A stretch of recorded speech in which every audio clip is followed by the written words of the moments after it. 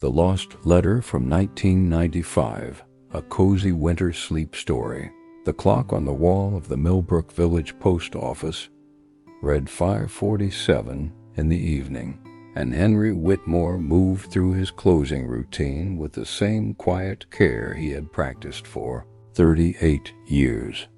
Outside, the December darkness had already settled over the narrow streets, and fat snowflakes drifted past the windows, catching the amber glow of the street lights and transforming the familiar village into something soft and dreamlike.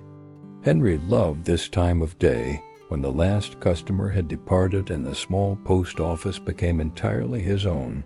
The silence was different then, not empty but full, weighted with the presence of all the words that had passed through these walls. Letters of love and condolence, birthday cards and bills, packages wrapped in brown paper and hope. Each one a thread connecting person to person, heart to heart, across whatever distance separated them. He moved to the counter and began organizing the rubber stamps, lining them up with their handles all facing the same direction. The ink pad went into its drawer. The roll of twine was returned to its hook. These small rituals brought him a satisfaction that he had long ago stopped trying to explain to anyone else. Some people found meaning in grand gestures, but Henry had learned that life was built on these tiny, repeated acts of care. The world held together, not by spectacle, but by attention. The radiator along the far wall ticked and hissed, sending waves of warmth through the small room. The smell of paper and ink hung in the air, mixed with the faint scent of wood polish from the old oak desk, and the ghostly trace of someone else's perfume from earlier in the day. Henry inhaled deeply. If he could have bottled this smell, he would have. It was the scent of purpose, of connection, of a life spent in service to something larger than himself. He picked up the broom from its place in the corner and began to sweep, working his way methodically across the wooden floor. The bristles made a soft, shushing sound that was almost musical.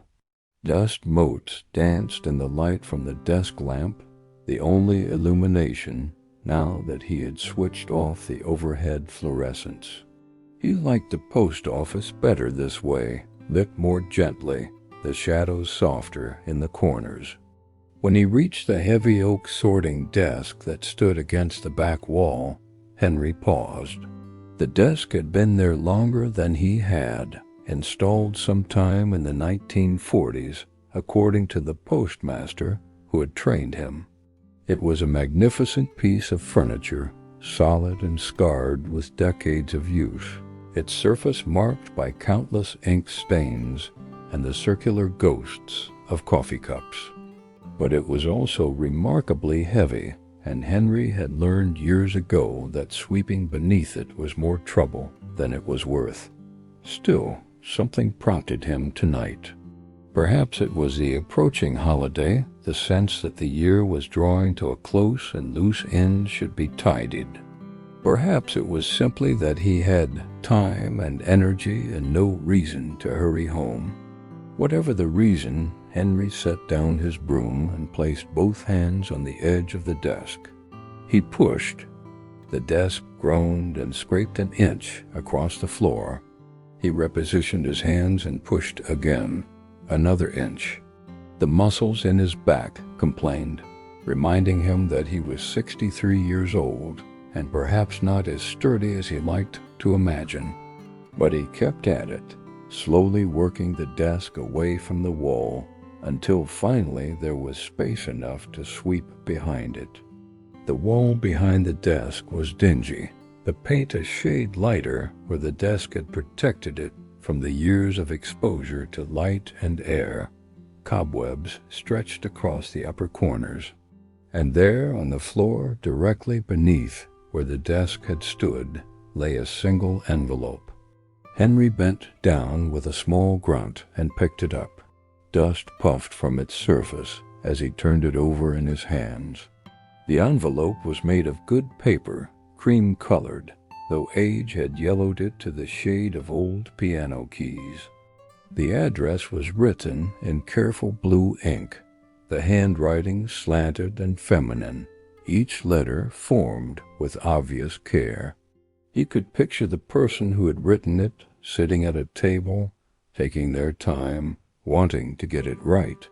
The address was for someone on Maple Street, just a few blocks from the post office. Henry knew the street well. He knew every street in Millbrook. But what caught his attention, what made his breath catch slightly in his throat, was the postmark stamped in the upper right corner.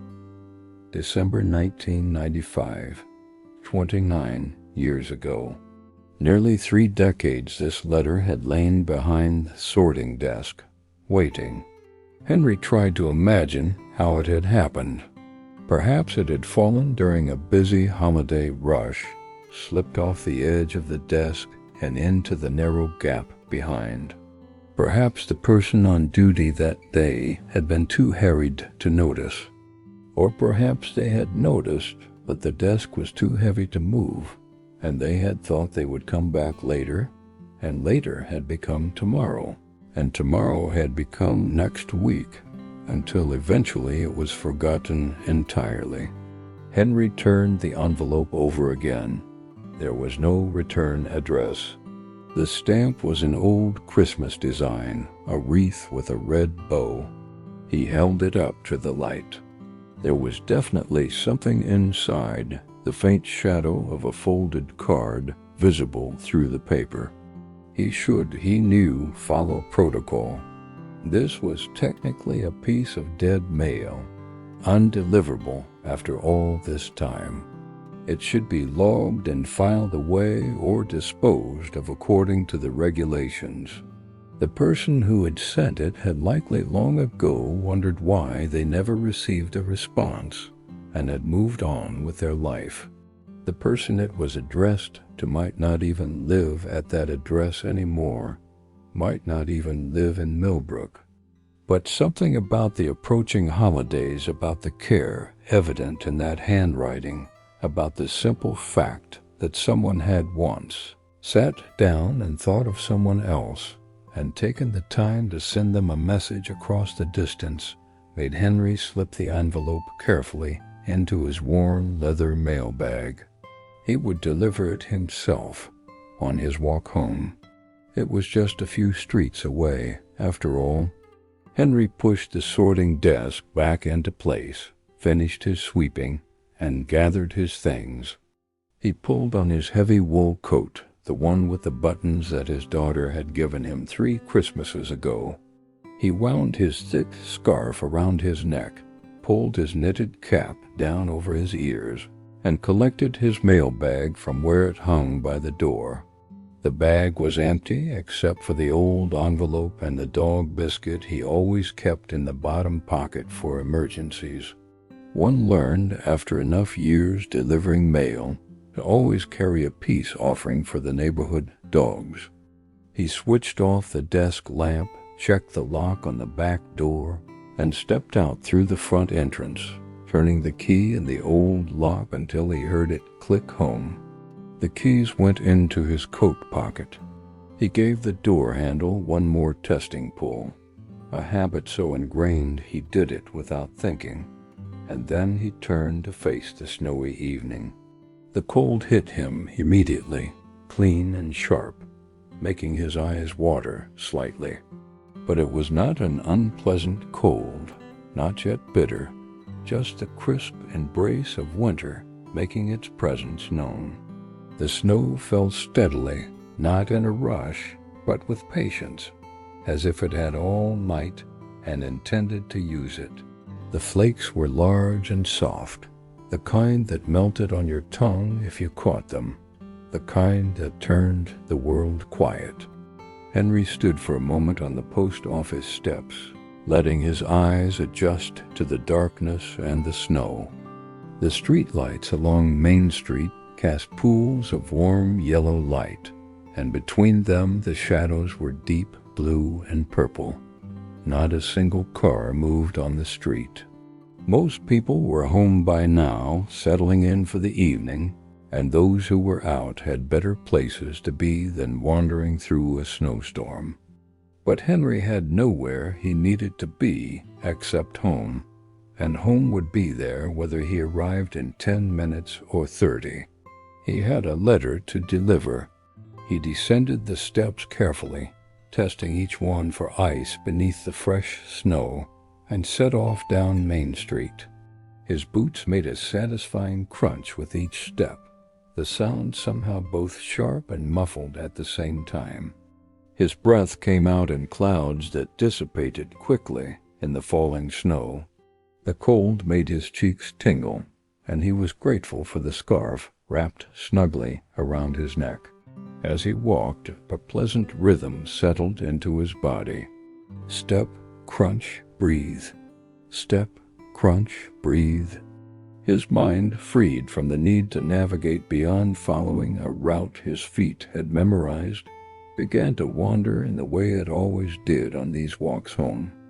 He thought about letters, about all the letters he had handled over the decades. The handwriting had changed over the years. In the beginning, most letters had been handwritten, the envelopes addressed in ink, personal and individual. Then gradually the typed labels had become more common, printed from computers, efficient and uniform.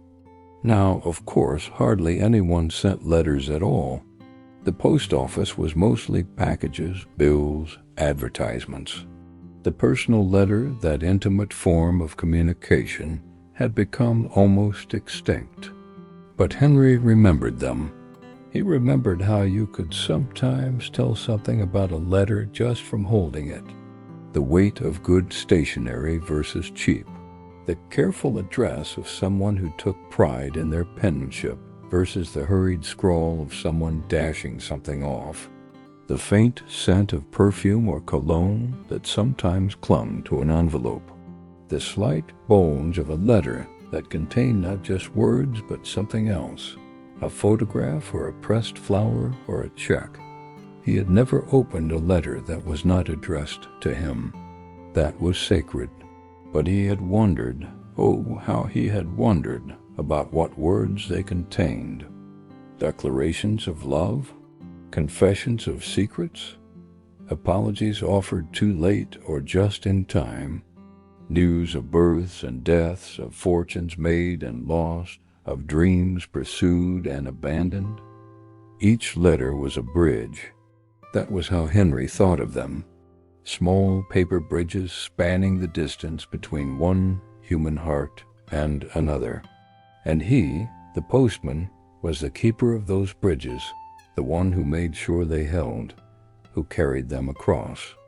He passed the bakery, dark now, its windows reflecting the street lights and the falling snow. But in his mind he could smell the bread, could remember stopping in this morning for his usual butter roll and coffee, could hear Mrs. Chun's cheerful greeting. Next door was the hardware store, equally dark, and then the small bookshop that sold used paperbacks and greeting cards and served as an unofficial community bulletin board. These were the landmarks of his life, as familiar as the furniture in his own home. More familiar, perhaps, since he passed them 6 days a week, year after year, watching them change and watching them stay the same. The owners aged and sometimes passed the businesses to their children or sold them to newcomers. The merchandise changed with the fashions and the seasons, but the buildings remained solid and stolid, witnesses to the passage of time. At the corner of Main and Church Street, Henry turned left. The village green spread out before him, the snow already accumulating on the benches and the bandstand and the branches of the old elm trees. In summer, this green was the site of concerts and picnics, of children playing and dogs running and lovers strolling hand in hand. Now it was empty and pristine, a blank page waiting to be written on.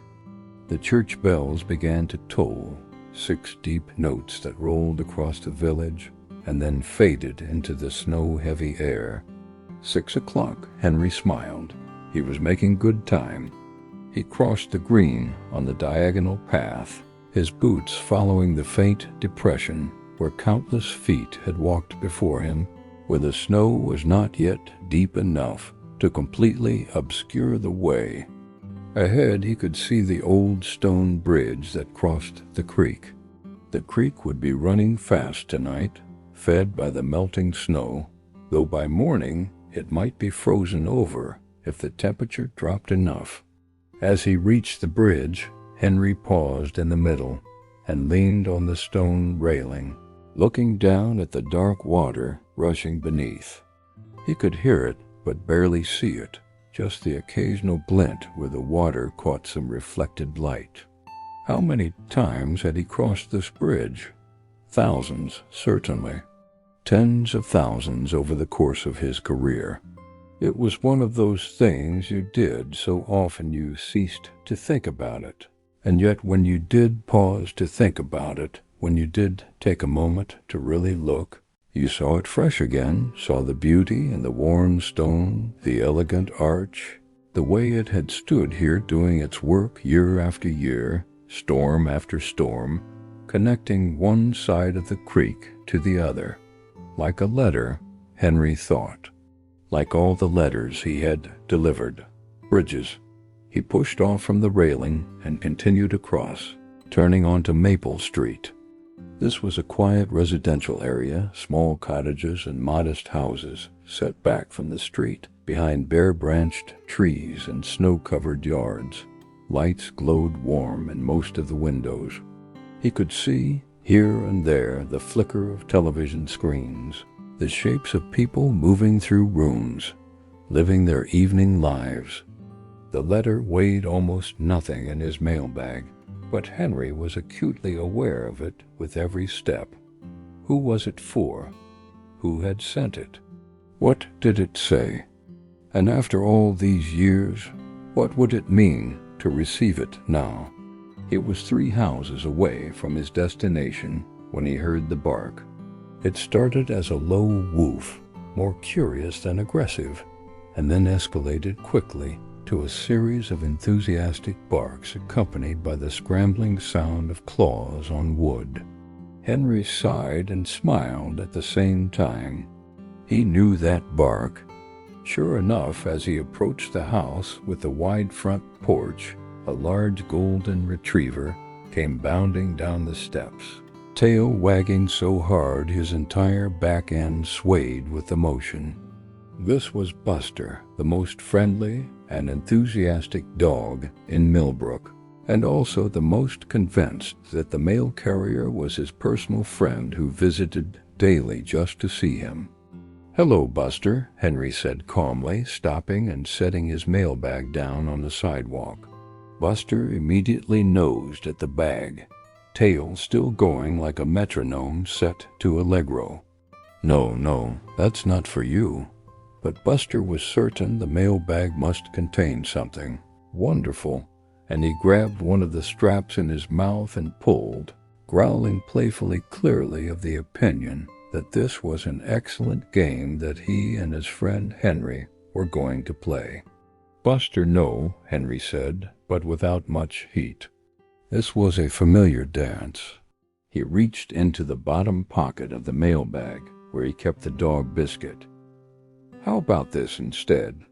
At the word "this" and the sight of the biscuit, Buster immediately released the mailbag and sat, his attention completely redirected.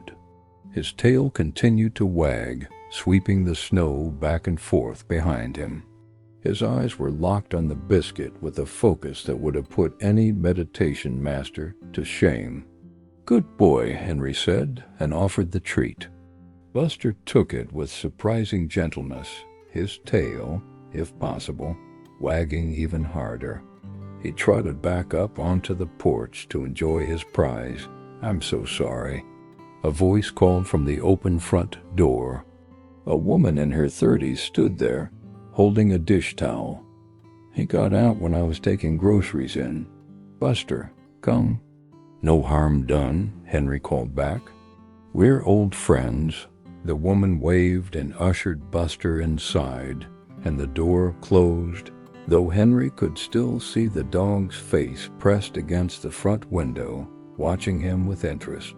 Henry picked up his mailbag, checked to make sure the old envelope was still safely tucked inside, and continued on his way. Despite the cold and the snow, despite the delay, he found himself smiling. There was something about a dog's uncomplicated joy that was impossible not to appreciate. Buster loved the mailman not for any reason more complex than that the mailman appeared regularly and sometimes brought treats. It was a pure sort of affection, unearned and freely given. The house he was looking for was 2 doors down on the opposite side of the street, number 14 Maple Street. As Henry approached, he could see it was a small cottage, neatly kept, with a wreath on the front door and a warm light glowing behind the curtains in the front window. Smoke rose from the chimney, quickly dissipating into the falling snow. Someone was home.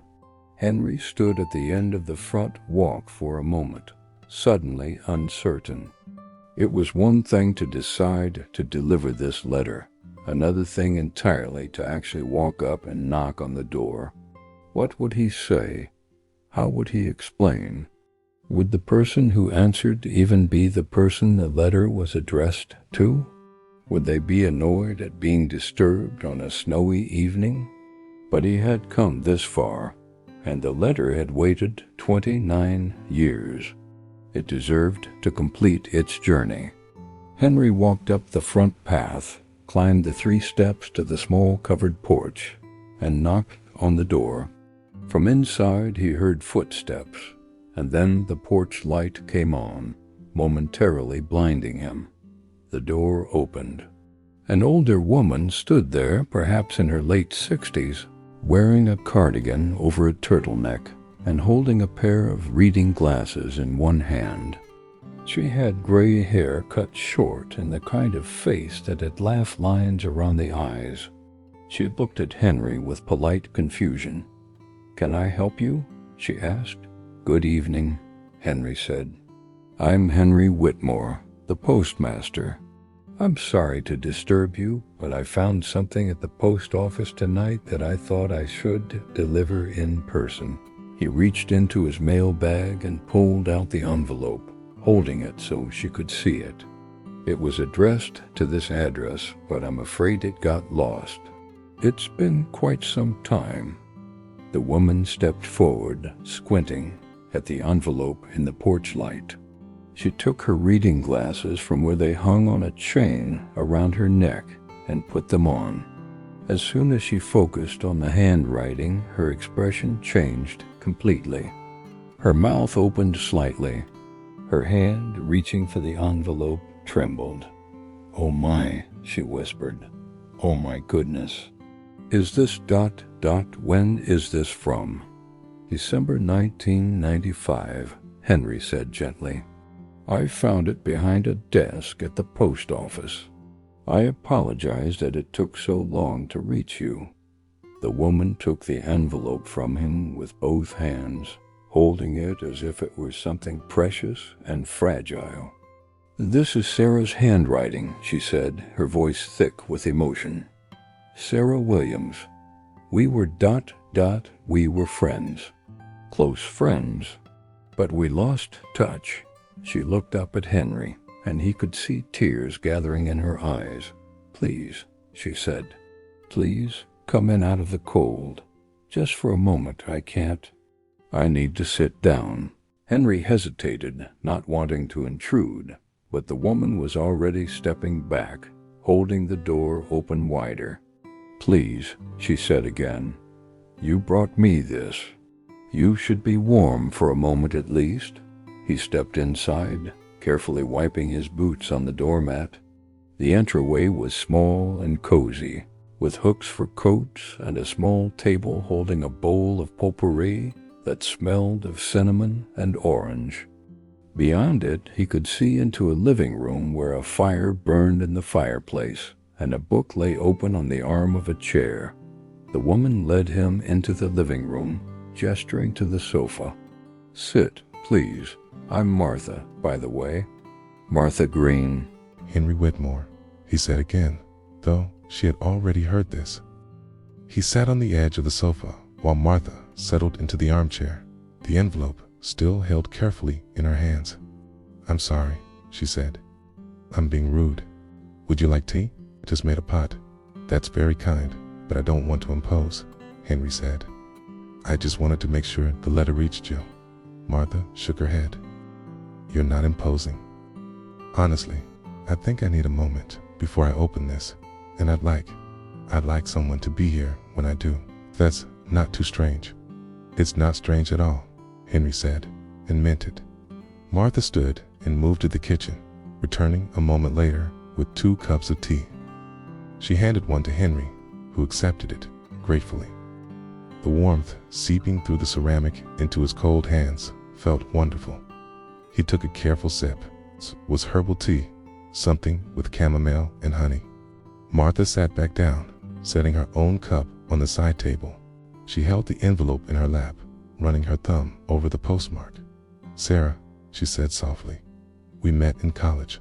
We were roommates our first year, and we just clicked. You know, some friendships are like that. You meet someone, and it's like you've known them forever." Henry nodded. He did know. It felt that way about his wife, Margaret, the first time they had spoken.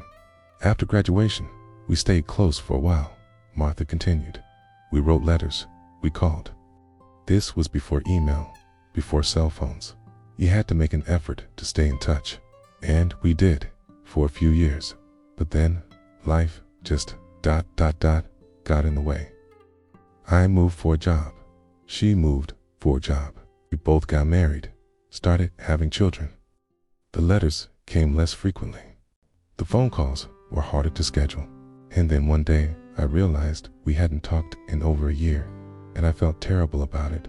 But I also felt like too much time had passed. Like it would be awkward to reach out now." She looked up at Henry. "Have you ever done that? Let a friendship slip away, not because you stopped caring, but because you were embarrassed that you had let it slip in the first place?" "Yes," Henry said quietly. He had done exactly that with his old friend from school, Michael. They had been close as boys, but after Henry had missed Michael's wedding due to a work obligation, things had become strained. And then years had passed, and it had seemed too late. Martha carefully opened the envelope, sliding her finger under the flap. She pulled out a card, a simple holiday card with a snow scene on the front. She opened it and read the message inside. Her eyes moved slowly across the lines. A tear slipped down her cheek. "What does it say?" Henry asked gently. "If you don't mind my asking." Martha smiled through her tears. It says, "Dear Martha, I hope this card finds you well. I've been thinking about you as the holidays approach, remembering all the Christmases we spent together in that tiny apartment, eating too much and laughing at terrible movies. I hope life has been kind to you. I hope you're happy. You're in my heart. Always, Sarah." She closed the card and held it against her chest. "That's it. Just a few lines. But it's everything, isn't it? She was thinking of me. She took the time to write, and I never got it. I never knew. Do you think she's still ... double quotes," Henry began, unsure how to phrase the question. "Still alive? Still at the same address?" Martha finished. "I don't know, but I'm going to find out." She stood suddenly, energized by decision. She went to a small desk in the corner of the room and pulled out a phone book. Henry watched as she paged through it, her finger running down the columns of names. "Williams," she muttered. "Williams, Williams. There are so many." She looked up at Henry. "Do you think she still lives in her old town?" "Fairfield?" "It was. About 40 miles from here." "There's one way to find out," Henry said. "I know, Matt." Her lip, nervous but determined. She picked up the cordless phone from its cradle on the desk. She dialed the information line, waiting as it rang. Henry could hear a voice on the other end, tinny and distant. Yes, hello, Martha said. I'm looking for Sarah Williams in Fairfield. Yes, I'll hold. The seconds stretched out. Martha stood with the phone pressed to her ear, her other hand gripping the card. Henry sat very still, holding his Nounty teacup, feeling as if he were witnessing something important. Yes, Martha said sadly. Yes, I'll take that number. Thank you. She hung up and immediately dialed again, this time looking at a number she had scrawled on the back of an envelope. The phone rang and rang and rang. Martha's face fell, and then, just as Henry thought it would go to voicemail, someone answered. Hello? Martha said, her voice shaking slightly. Is this Sarah Williams? Sarah Williams, who went to Laurel University in the early 90s. A pause. Martha's face transformed, joy and relief flooding across it. Sarah, it's Martha. Martha Green. Yes, it is. I know, it's been forever. Sarah, I just got your Christmas card from 1995. I know that sounds impossible, but ... Henry stood quietly and moved toward the door. This was not a moment he needed to be part of. This was between two old friends who had just found each other again across the years. Martha looked over at him and mouthed, "Thank you," her eyes shining. Henry smiled and nodded. He let himself out as quietly as he had come in, closing the door softly behind him. The cold was a shock after the warmth of the house, but not an unpleasant one. Henry stood on the porch for a moment, looking through the window. He could see Martha sitting back down in her chair, the phone pressed to her ear, her face animated as she talked. She was smiling, and even from here, even through the glass, Henry could feel the warmth of that smile. He descended the steps and started back down the front walk. The snow was falling more heavily now, accumulating quickly. His earlier footprints were already beginning to fill in. By morning, they would be completely erased, the snow a fresh canvas once again. As he walked, Henry felt something in his chest, a warmth that had nothing to do with the tea he had drunk. It was satisfaction, yes, but more than that. It was a profound sense that he had done something that mattered. A small thing, perhaps, just delivering a letter. But sometimes the small things were the things that mattered most. He thought about the letter, about the words Sarah had written 29 years ago. "You're in my heart," simple words. But they had survived, waited, and arrived exactly when Martha needed them. And now two friends were talking again, reconnecting across whatever distance and time had separated them. It was never too late, Henry thought. That was the lesson here. It was never too late to reach out, to say you were thinking of someone, to bridge the gap. Yes, time passed. Yes, people grew and changed. Yes, there was always the risk of awkwardness or rejection. But there was also the possibility of this, of two people finding each other again, of joy and reconnection, and the realization that the bond had never truly broken. Henry walked back the way he had come, past Buster's house where the dog still sat in the window, watching the world, past the bridge where the creek rushed beneath, across the village green where the snow was now deep enough to hide the path entirely. He navigated by memory and instinct, his feet knowing the way. The church bells tolled again, 7 chimes rolling across the sleeping village, 7 o'clock. He had been gone from the post office for more than an hour, but it had been an hour well spent. As he turned onto his own street, Cherry Lane, Henry felt the anticipation he always felt when approaching home. His cottage was small but comfortable, a place he had lived alone since Margaret had passed 5 years ago. Their children were grown and scattered across the country now, pursuing their own lives, visiting when they could. But the house still felt like home, still held the memories of all the years they had shared within its walls. He could see it now, the light he had left on in the front window, creating a warm glow. The small evergreen tree in the front yard was draped with snow, looking like something from a Christmas card. Smoke drifted from the chimney where he had left the fire banked before leaving for work that morning. Henry climbed the front steps, stamping his boots to dislodge the accumulated snow. He reached for his keys, unlocked the door, and stepped inside. The warmth enveloped him immediately, along with the smell of home, that particular combination of scents that was unique to this place. Wood smoke and old books and the lavender sachets that Margaret had made years ago and that he could never quite bring himself to throw away. He closed the door and stood for a moment in the entryway, going through the familiar routine. Boots off, set on the mat. Coat hung on the hook. Scarf draped over the coat. Cap sat on the small shelf. Mailbag placed on the floor beneath the coat hooks, now completely empty.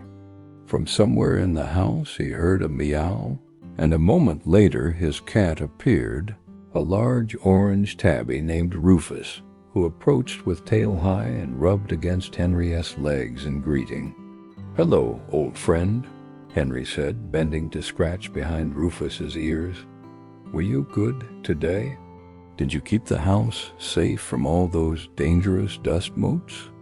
Rufus purred loudly, his entire body vibrating with contentment.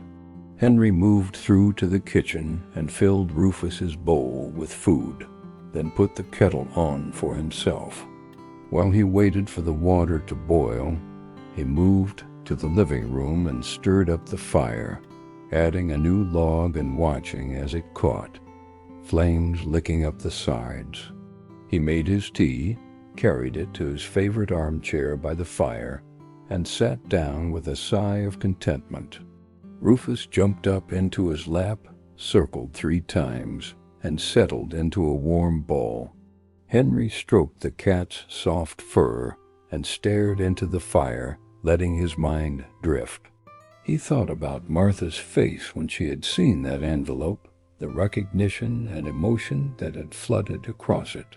He thought about the letter itself, those simple words that had meant so much. He thought about Sarah somewhere 40 miles away, answering her phone and hearing her old friend's voice after decades of silence. How many other letters had he delivered over the years that had created moments like that? How many times had he carried words of love or condolence, of congratulation or apology, and never known the impact they had on the person who received them? Thousands of times, probably. Tens of thousands. The mail carrier was the invisible facilitator of human connection. People thought about the post office only when something went wrong, when a package went missing or a letter arrived late. But every day, in every delivery, there were these small miracles of connection happening. People reaching across distance to touch each other with words and thought and care. Henry had spent his entire working life in service of those connections. He had walked millions of steps, delivered hundreds of thousands of letters and packages, and in doing so, he had been part of something essential to the human experience.